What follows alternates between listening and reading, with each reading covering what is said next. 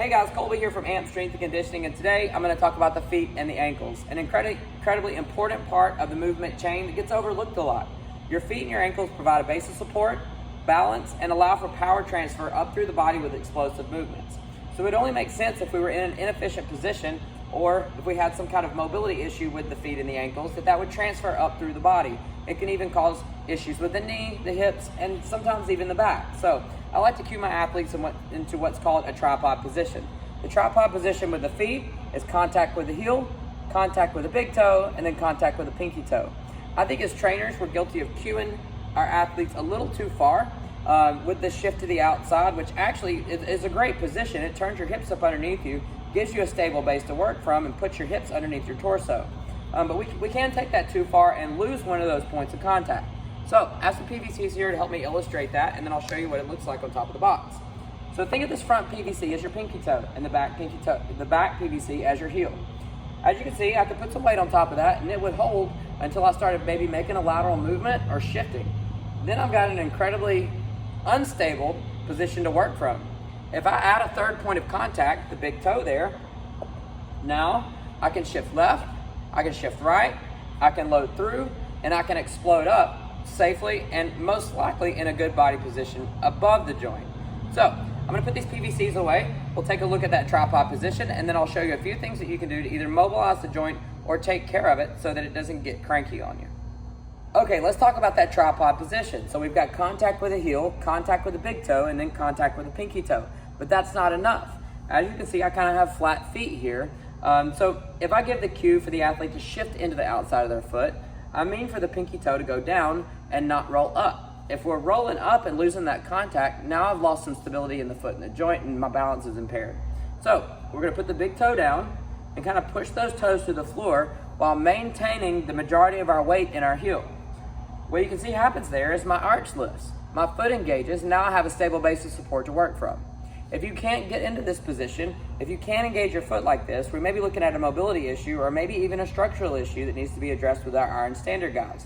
I'm going to show you a few things you can do to add some mobility to the joint and maintain it as it gets tight. Maybe you're a runner and you're looking at some knots in the lower leg, or maybe you just have poor ankle mobility. Maybe you're flat feet on the ground and you get into that tripod position and you're stuck here. If you're stuck in a vertical shin, your chest is going to go straight down to the floor when you go into a squat. You're going to have a hard time holding yourself upright. So we want to increase the mobility of the ankle so that we get that knee over toe squat and we can use that tripod position that we've learned. Let me show you a few movements to help make that happen. All right, guys, we're going to start with the foam roller. You're just going to put it behind your leg. We're just going to roll in and out. That's it. Up and down the back of that leg. You can kind of tilt in, tilt to the outside. You can even get up into your calf. I like to find a sore spot and just work ankle rolls over that sore spot, so clockwise and counterclockwise. You can even add a band in for a little extra resistance and get a little bit more range of motion out of that movement when you come back if you relax that leg. This will increase the mobility of that joint, increase the blood flow, and if you have any sore spots, can help work those out. Take your time with this. There's very little damage that you're going to do with this foam roller. If you don't have one, it has a million uses. Go pick you one up. Okay, when you're finished with the foam roller, maybe a minute or two each side, a couple times if it feels comfortable, we're going to drop the back leg and go into a deep lunge. For this stretch, yes, we are getting a little bit of a stretch in the hip flexor, but we're looking at the Achilles and the soleus in the back of our leg. So down low, we're going to take that knee and we're just going to kind of rotate into a half circle there, forward and back, and see what kind of mobility you can create just by working that, again, for like 30 seconds to a minute. I'll remind you several times through the video, but be sure you're maintaining that tripod position. So we don't want to bring the foot so close that our heel comes up off the ground. This is not productive for ankle mobility at all. So create the tripod position and then work in it. Again, you can do about 30 seconds each side, 2 or 3 times. That should open up remarkably as you go through these videos. Okay, so now that we have a little blood flow going back there and we've increased the mobility of the joint, let's add some strength in. We can start with a very simple heel raise. Start in that tripod position with your feet, big toes in contact, pinky toe in contact, weight in the heels, and just lift up. Squeeze the back of your legs and drop. Your calves respond very, very well to high rep movements and exercises. So a set of 20, 2 or 3 sets of 20 is not out of the question here. So up, big squeeze, and tripod. As you're comfortable with that, we can actually elevate the heels and go into a heel drop raise. You need the mobility for this, so if your toes are on your platform or whatever raised surface that you're using, and you're stuck here, and you're having to force your heels down or lean back, you probably don't want to progress to this just yet. So put your toes up on that platform. You're still going to be in the tripod, so you're still reaching your big toe down towards the platform. You're still reaching your pinky toe into the platform, and your heels are in contact with the floor. We're going to drop up, squeeze, and drop. Drop up, squeeze, and drop. If you can get 3 sets of 20 on the floor with no raised surface, then you can go to the raised surface and get another set of probably 10 to 15, just to kind of test it out and make sure we have the mobility back there. You may even find that it opens the back of your leg up a little bit, and then you can start working towards that set of 20. Again, 3 sets of 20 is great on the calves. They respond very, very well to high reps. Okay, so we've ironed the lower leg out. We've increased blood flow. We've worked a little mobility and strength. It's time to add a little balance in. So we're going to use the chair pose for that. We're going to set our feet in that tripod position, grabbing the floor with our toes, feeling our arches engaged. We're going to hold our arms up outside of our head. We're going to send those knees forward and the butt down towards the heels to the point to where those heels are just about to come off the floor.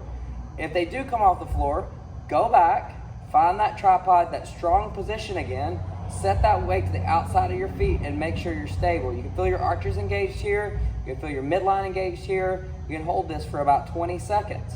You can feel the stability that it creates in your hips too when you're locked into the floor. If you feel comfortable with that, you can actually progress it into a single leg movement.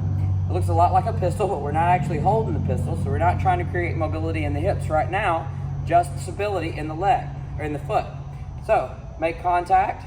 You can even start in the chair pose and then raise it. So we'll go down into that chair pose. We can kind of shift into outside of your foot, find your balance, hold one leg up, and we're gonna count to 10 here. Belly tight, you can feel the tripod position out. You should feel the stability through your midline, and you should be able to maintain that for about 20 seconds. I wouldn't progress to the single leg until you're really feeling good about the chair pose that we did with both legs. Once you develop some stability in that and you know what that's supposed to feel like, you can start raising that leg off the floor a little bit to work a little more balance. All right, so now that was a little bit longer, but hopefully we learned something. The feet and the ankles are the basic support for every movement that we do standing. So we've got to take care of them, take your time on them. If you were working through any of these movements and you had issues, if you felt pain through any of them, if your mobility was so limited that you couldn't get into any of them, I highly suggest you ring our guys up at Iron Standard Physical Therapy. They can work with you one-on-one to create a plan going forward, or maybe just identify the weak link in that chain. It may not be your feet and your ankles. Maybe it's something above that needs to be addressed so that we can create stability and start moving efficiently. Thank you guys again for watching. Stay tuned. We've got more coming.